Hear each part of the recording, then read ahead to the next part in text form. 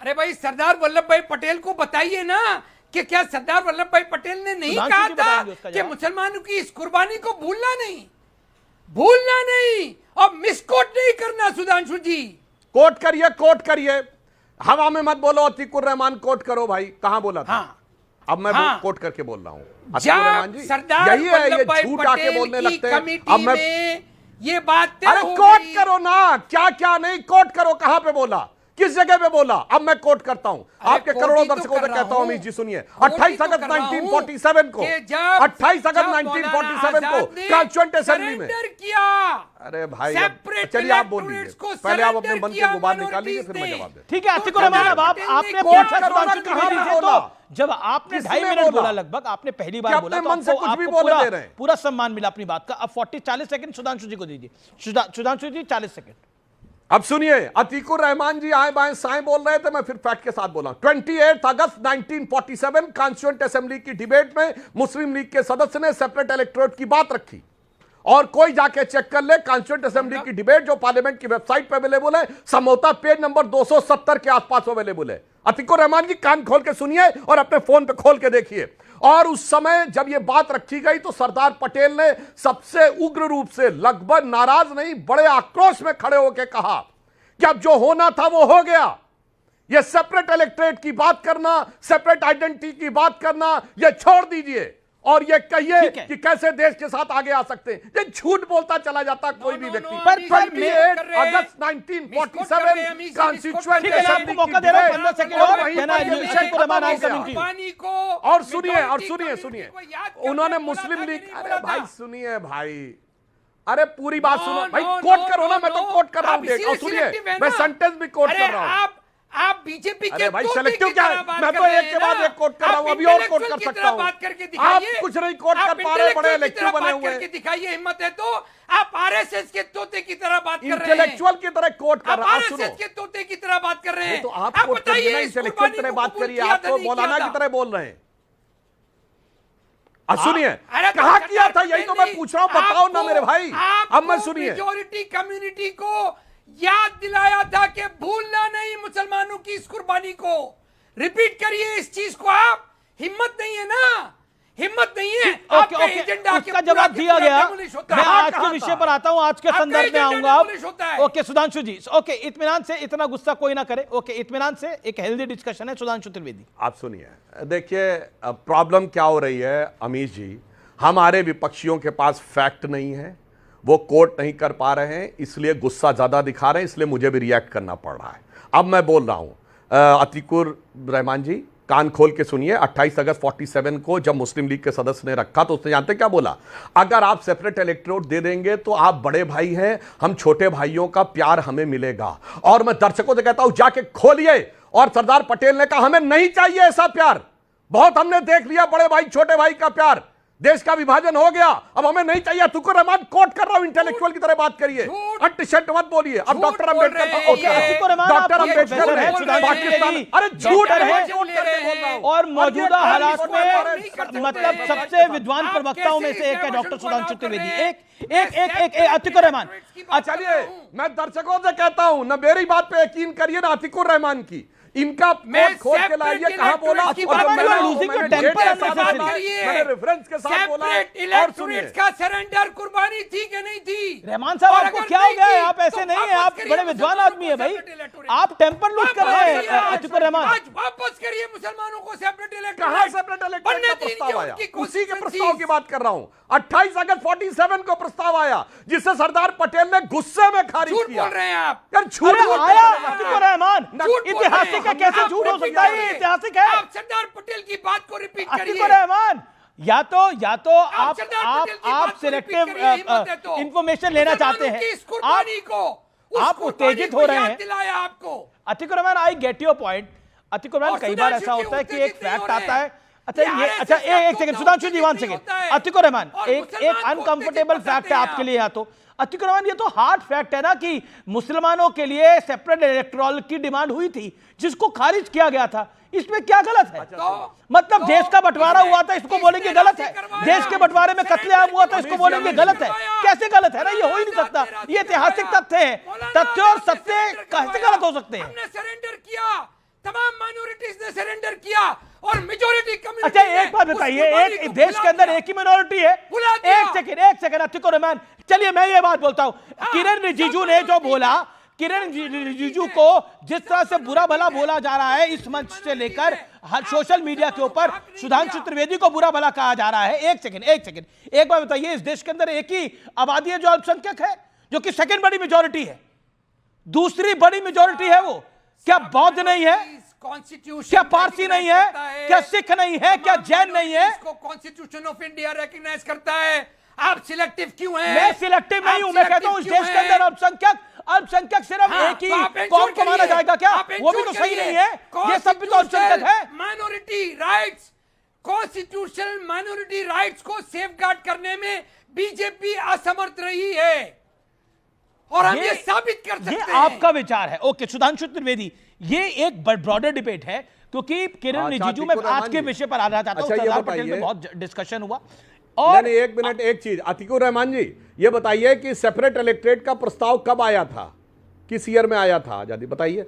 Intellectual वाली बात कर रहे हैं, बताइए। इलेक्टोरेट्स की कुर्बानी हमने दी या नहीं दी? मौलाना कुर्बानी नहीं आया, कब प्रस्ताव ये तो बताओ। नहीं करवाया, कुर्बानी दिए जा रहे हैं। सिखों ने, क्रिश्चियंस ने, पारसीज ने सबने सरेंडर किया। अरे कब आया था कुर्बानी, क्यों भुला दिया? आपने माइनॉरिटी राइट्स को क्यों रोका? आपने अलीगढ़ मुस्लिम यूनिवर्सिटी का माइनॉरिटी स्टेटस छीनने की कोशिश जारी रखी। मतलब सुधांशु त्रिवेदी, अब अतिकुर रहमान आप शांत होइए। सुधांशु त्रिवेदी, मैं ब्रॉडर सवाल पूछ रहा हूं आपसे। आप एक ब्रॉडर सवाल है, बीजेपी की सरकार है देश के अंदर पिछले 11 सालों से, और एक चीज है अल्पसंख्यक इस देश के अंदर सिर्फ मुसलमान नहीं है, सिख भी अल्पसंख्यक की कैटेगरी में आता है, जैन भी आता है, पारसी भी आता है, क्रिश्चियन भी आते हैं। तो सिर्फ अल्पसंख्यक में हम एक ही कौम की बात करेंगे, तो ये क्या आपको लगता है जस्टिफिकेशन हो सकता है? ये बीजेपी से भी मेरा सवाल है। सिखों की गलती क्या है, जैनों की गलती क्या है, पारसियों की गलती क्या है जिससे रतन टाटा आते थे?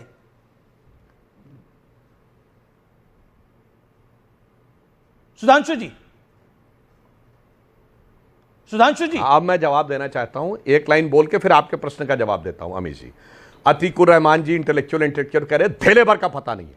1916 लखनऊ कांग्रेस अधिवेशन, सेपरेट इलेक्टोरेट की मांग कांग्रेस की मानी गई और उसी के चलते वही इलाके बाद में पाकिस्तान बने। अरे कुर्बानी तो भारत ने दी, कुर्बानी हिंदुओं ने दी। आज का जो पाकिस्तान है वहां के 24% हिंदुओं ने कुर्बानी दी, वो तो नहीं चाहते थे कि पाकिस्तान बने। और आज का जो बांग्लादेश है उसके 38% ने, ये आदमी आके कुर्बानी बोल रहा। अब मैं आज की बात पे आता हूं, जो आपने बात, हाँ अब मैं बताना चाहता हूं। देखिए बिल्कुल अल्पसंख्यक आयोग है तो अल्पसंख्यक होना चाहिए। मैं इनसे पूछना चाहता हूं, किसी गैर मुस्लिम को अल्पसंख्यक आयोग का अध्यक्ष बनाया इन्होंने कभी? हमने सरदार त्रिलोचन सिंह को बनाया था, वो सिख थे अटल जी की सरकार में। इनके माइनॉरिटी सेल का कभी चीफ, कभी कोई गैर मुस्लिम रहा? हमारे यहां रहे, हमारे यहां डॉक्टर जेके जैन थे, नितिन गडकरी जी के समय में माइनॉरिटी सेल के चीफ थे। इन्होंने कभी अल्पसंख्यक विभाग का मंत्री किसी गैर मुस्लिम को बनाया? आप बुद्धिस्ट हैं। ये होता है सारे अल्पसंख्यकों को साथ में लेके चलना, ये होता है सारे अल्पसंख्यकों को साथ में लेके चलना। इनके हिसाब से सिर्फ एक ही अल्पसंख्यकों में बहुसंख्यकवाद की राजनीति करना। इसीलिए ये ईमानदारी से अल्पसंख्यकों के साथ नहीं है और मुसलमानों के साथ भी नहीं है।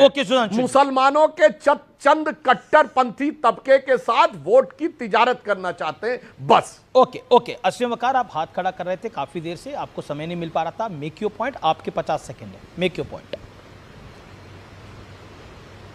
देखिए, सबसे पहली बात तो सुधांशु भाई ने ये बात कही कि यूसुफ खान दिलीप कुमार हो गए और फला हो गए और मीना कुमारी का क्या नाम था। सर, जिस वक्त ये लोग फिल्म इंडस्ट्री में आ रहे थे और नाम बदल के आ रहे थे, उस वक्त सबसे पहली बात तो आपका वर्चस्व ही नहीं था, वरना आप तो इंडस्ट्री में भी आग लगा देते। क्योंकि जिस वक्त ये लोग आ रहे थे, यूसुफ खान दिलीप कुमार, उस वक्त एक तरीका था इंडस्ट्री में नाम बदलने का। अब मैं आपसे पूछ रहा हूं कि रघुपति सहाय साहब का नाम, एक इंडस्ट्री में बहुत बड़े शायर थे, ये गाने लिखते थे, इनका नाम क्या था? फिराक गोरखपुरी, संपूर्ण सिंह कावला और फिराक गुलजार साहब था। सुनिए सर, अरे सुनिए सर, गुलजार साहब और इनकलाब श्रीवास्तव साहब जब हीरो बने तो अमिताभ बच्चन हो गए, उनको भी नाम बदलना पड़ा। और नंदिता अरविंद मोरारजी जब हीरोइन बनी तो नगमा हो गई, नगमा हो गई सर, नगमा हो गई। सर नंदिता अरविंद मुरार जी जब हीरोइन बनी तो नगमा हो गई सर। और दूसरी बात, किरण रिजिजू साहब ने लिखा है, आप तो कह रहे हैं मुसलमान हो गए वो, मतलब उन्होंने मुस्लिम नाम रखना शुरू कर दिया। आप कह रहे हैं हिंदुओं ने मुस्लिम नाम रखना शुरू कर दिया। सर सुनिए तो सर मैंने तो आप तो अपनी बात को मिसाल काट रहे दी, अब आप इसको ढूंढते रहिएगा। दूसरी बात सर सुनिए तो, बात तो सुनिए मेरी। किरण रिजिजू साहब ने कहा है कि माइनॉरिटी। अच्छा, ये अमिताभ बच्चन का नाम इनकलाब श्रीवास्तव था, यहाँ पे कहां पड़ा है? मेजॉरिटी सुनिए सर, बात सुनिए। पूछता हूँ, ये क्या नया ज्ञान दे रहे हैं असीम बकार बहुत हैं कि इनकलाब श्रीवास्तव नाम था अमिताभ बच्चन का। ये तो ज्ञान सर, ज्ञान दे दिया आपको। भाई अमित जी जरा अपनी फैक्ट टीम से कहिए, फैक्ट से चेक करे, आके यहाँ कुछ भी झूठ परोसने लगते हैं। इनकलाब श्रीवास्तव अमिताभ श्रीवास्तव ही था, अमिताभ बच्चन नहीं था, अमिताभ श्रीवास्तव था। इनकलाब श्रीवास्तव नहीं था, अमिताभ श्रीवास्तव ही था, और वो अमिताभ बच्चन हुए थे। यहाँ यूसुफ खान दिलीप कुमार हुए थे। वो श्रीवास्तव, वो लोग श्रीवास्तव थे, मगर जानकारी दे रही है, आपके साथ साझा कर रहा हूं। सर चेक कर लीजिए, चेक कर लीजिए, टीम आपकी चेक कर ले, आके आदमी कुछ भी कर ले, चेक कर ले। लेकिन देखिए, और लेकिन एक बात बताइए, लेकिन असीम बकार, इस देश के अंदर अल्पसंख्यक सिर्फ मुसलमान नहीं है ना, सिख भी है, जैन भी है, बौद्ध भी है, पारसी भी है और ईसाई भी है। उसको तकलीफ नहीं है क्या? आप मुझे बताइए। अगर वक्फ बोर्ड सिर्फ मुसलमानों के लिए होगा, मुसलमानों के लिए क्या, सिर्फ एक तबके के मुसलमानों के लिए होगा तो जायज है। इसमें तो गरीब और मिडिल क्लास मुसलमानों का भी लाभ नहीं हो रहा है। असीम वकार, तो किरण रिजिजू ने तो सही कहा ना कि जो मुसलमानों के लिए कानून है वो कानून तो हिंदुओं के लिए भी नहीं है। कोई बताइए ऐसा कानून हो वक्फ जैसा जो हिंदुओं के लिए हो, और वक्फ जैसा कोई दूसरा कानून किसी इस्लामिक देश में भी हो। असीम वकार 20 सेकंड। अरे सर बात समझिएगा। मनुस्मृति में जो कानून ब्राह्मणों के लिए है वो कानून दलितों के लिए नहीं है। और जिस हिंदुस्तान की आप बात कर रहे हैं, इसी संविधान में जो कानून अपर क्लास हिंदुओं के लिए है वो दलितों के लिए नहीं है। अलग कानून है दलितों के लिए। ये तो आपका विश्लेषण है, मैं तो कानून की बात कर रहा हूं। आरक्षण सुधांशु त्रिवेदी 15 सेकंड, बात तो समझिए। 15 सेकंड सुधांशु त्रिवेदी। एक second, all audio Sudhanshu Trivedi 15 second. अधिकार शेड्यूल कास्ट को है, अपर कास्ट को अधिकार नहीं है, इसीलिए हमारे यहाँ वंचितों को अधिक अधिकार दिया गया। बताओ ना आपके यहाँ कितने पसमंदा को बनाया गया है? बताइए ना, वक्फ बोर्ड में कितने पसमंदा है ये बताइए, सिर्फ शेख और सैयद जी।